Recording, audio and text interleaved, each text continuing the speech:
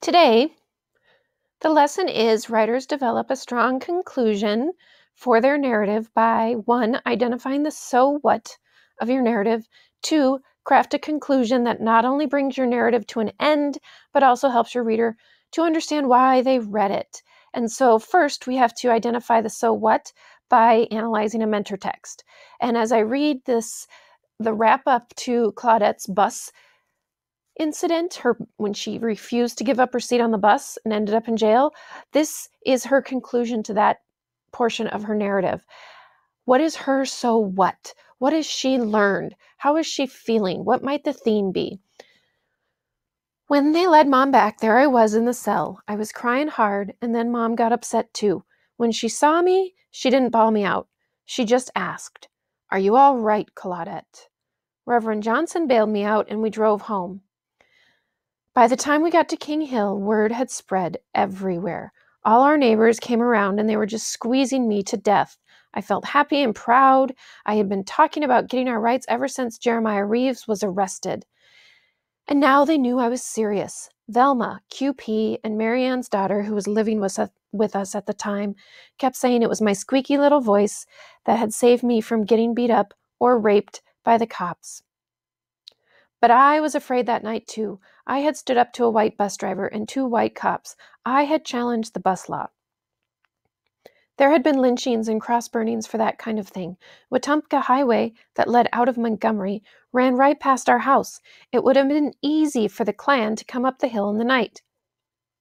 Dad sat up all night long with his shotgun. We all stayed up. The neighbors facing the highway kept watch. Probably nobody on King Hill slept that night.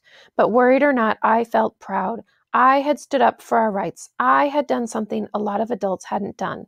On the ride home from jail, coming over the viaduct, Reverend Johnson said something to me I'll never forget. He was an adult who everyone respected, and his opinion meant a lot to me. "Claudette," he said, "I'm so proud of you. Everyone prays for freedom. We've all been praying and praying, but you're different. You want your answer the next morning. And I think you just brought the revolution to Montgomery."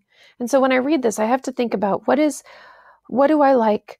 How do I know Claudette has come to terms with, no, she did not achieve equality, but she feels like she's made a step in the right direction. And that comes from her inner thinking when she says, I felt proud. I had stood up for our rights. I had done something a lot of adults hadn't done. So through her inner thinking, I know that she's fully aware that she has not achieved equality, but she has stood up for her own rights. And then Reverend Johnson provides words of the wiser, wise advice. "Claudette," he said, "I'm so proud of you. Everyone prays for freedom. We've all been praying and praying, but you're different. You want your answer the next morning, and I think you just brought the revolution to Montgomery." The fact that Claudette includes that statement from the Reverend is important because it makes me realize that she didn't achieve equality from her one singular instant of refusing to give up her seat on the bus, but I can predict based on Reverend Johnson's words of the wiser that she will eventually achieve equality because he says, I think you just brought the revolution to Montgomery. So now I have analyzed how a mentor author demonstrates the so what in their conclusion. And the so what in this conclusion might be something like, everyone prays for freedom, but Claudette had done something a lot of adults had not done. She had brought the revolution to Montgomery. And so through the use of inner thinking, Claudette shows the reader that she does not have any regrets for refusing to give up her seat on the bus. In addition, Claudette shares Reverend Johnson's words of the wiser through the use of dialogue. And now, back to our learning target, writers develop a strong conclusion by 1, identifying the so what of your narrative. And you, as a reader, now have to look over your draft, your narrative, and ask yourself, what is the point of your story? Why did you choose this moment out of all 4,000 you could have chosen from? What do you want your readers to take away after reading your narrative? What life lesson do you want your reader to understand? And so I have included on the classroom page a theme list so that you can browse the different themes. There are 3 pages that include themes. If yours has to do with change and how something in life happened to you requiring you to change your ways, there are several solid themes that help, that might be useful to you. Love, friendship, there's a whole list of potential themes that you could use for love. I chose to go with the perseverance because this is something I've been dealing with a long time.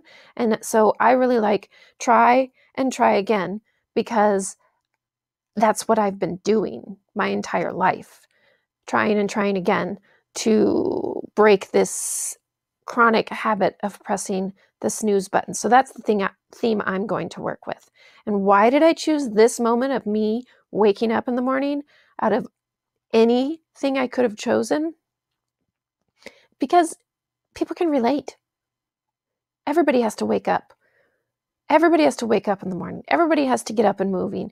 They have to show up at school. They have to show up at work. They have to show up and volunteer for something. So it's something people can relate to. And what do I want my readers to take away after reading my narrative? I want them to understand that, my scenario is not perfect, but it's good enough for me. And maybe they need to hear that and apply that theory. It doesn't have to be perfect. It can be good enough to their own life. My so what might be something like, my morning routine is definitely not perfect, but I will try and try again to overcome my battle with the alarm clock. And so the paragraph that I'm using, that I've decided to use for my conclusion, because I did craft a conclusion after I figured out my so what, is sitting on the couch, snuggled in my fuzzy green blanket, makes me realize why I enjoy waking up early every day. Mornings are my time. Mornings are quiet time. Mornings are my chance to wake up slowly at my own speed. The alarm clock and I will continue to battle it out every morning. However, I will try and try again to wake up and get up the moment my alarm goes off in the morning. My quiet time in the morning is worth the fight. My morning routine might not be perfect, but it is good enough. And then this is the paragraph that I wrote after analyzing the mentor text. And so then the next thing I have to do is look at my narrative and add it in. And so if we look at my narrative, I scrolled to the conclusion, the end, and added my paragraph, my conclusion in. Within 5 minutes, I am relaxing in the back room with a hot cup of coffee and watching American Housewife. Burrowing into the recliner, I process why waking up in the morning is so difficult. Multiple alarms do not help me pop out of bed. The mental pep talk is worthless. Even though I put forth significant effort to wake up early and on time, I continue to sleep past my alarm. Sitting on the couch, snuggling in my fuzzy green blanket makes me realize why I enjoy waking up early every day. Mornings are my time. Mornings are quiet time. Mornings are my chance to wake up slowly and at my own speed.